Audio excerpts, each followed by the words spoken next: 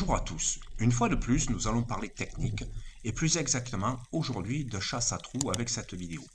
Je m'adresse en priorité aux débutants.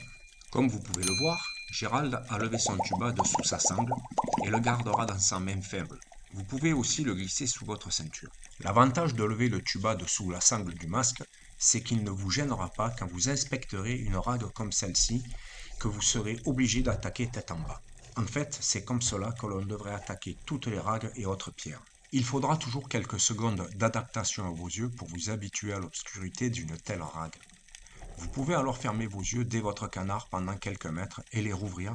Ils s'adapteront ainsi plus rapidement à l'obscurité de la pierre. Petit rappel sur la réglementation. En France, tout foyer lumineux est interdit en action de pêche sous-marine.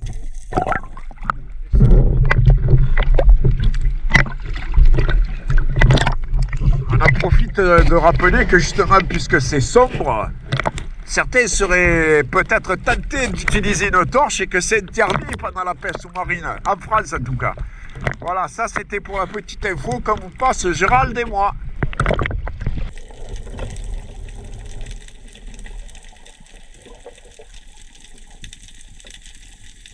J'ai déjà pris de jolis poissons sous cette grosse pierre. Elle leur procure également un bon abri. Je vais faire une indienne en me plaquant contre la roche et en faisant quelques bruits de gorge pour essayer de les faire sortir de dessous.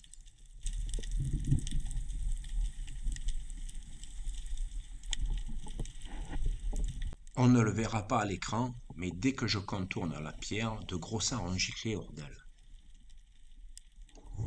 Il ne me restera que les plus petits ainsi que cette bérade que je voyais beaucoup plus grosse.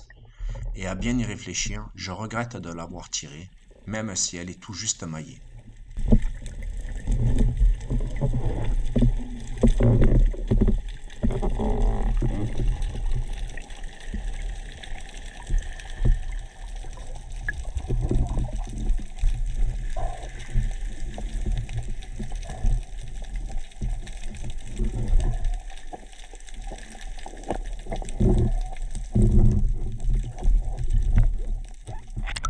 Bon, c'est qu'une vérade, elle n'est pas bien grosse, mais bon, honnêtement, je l'aurais plus grosse, mais bon, elle ira dans la soupe de Jeannot, hein, ni plus ni moins. J'ai pris mon temps pour me préparer à un agachon. Dès que je fais mes premiers mètres, je vois ce joli poulpe sur ma droite, que je laisserai tranquille. Je reste sur ma première impression, l'agachon.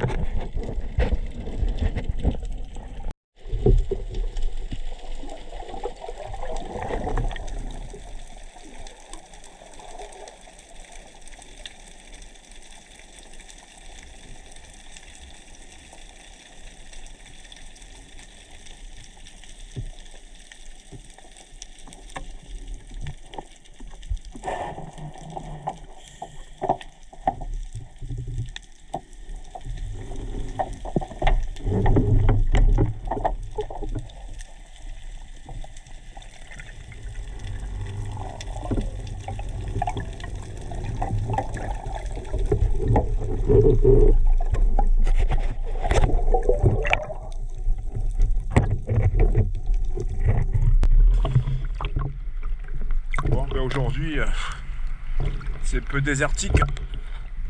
Comme on est sur le chemin du retour, ben, j'ai vu cette canette hein, au fond de l'eau, je la ramasse. Si chacun y met un peu de sien, ça serait mieux. Ça c'est bien. Salut les mordus de pêche sous-marine.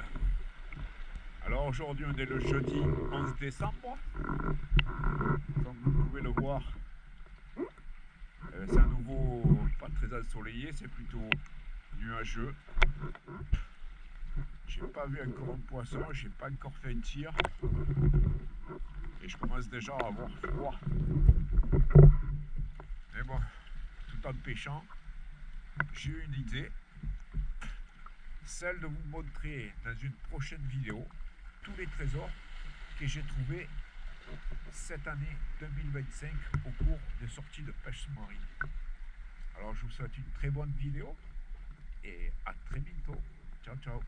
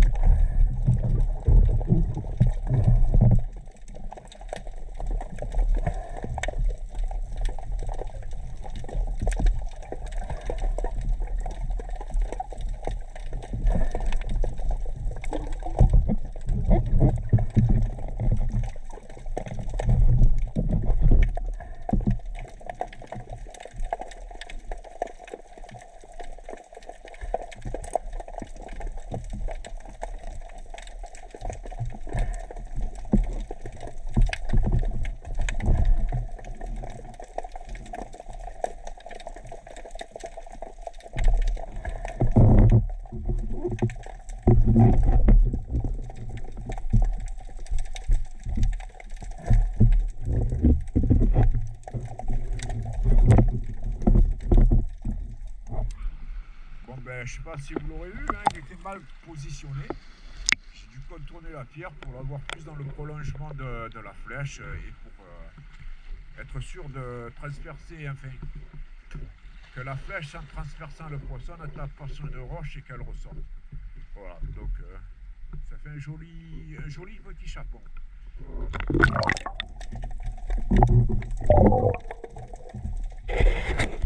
Attention, danger avec cette rétorpille qui n'a aucune valeur culinaire. Si vous vous amusez à la capturer, vous allez être surpris des décharges électriques que vous allez recevoir. À regarder, mais pas toucher.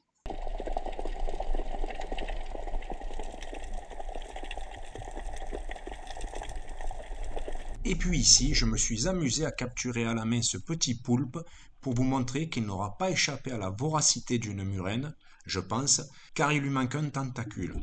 Et non pas une tentacule car c'est un mot masculin.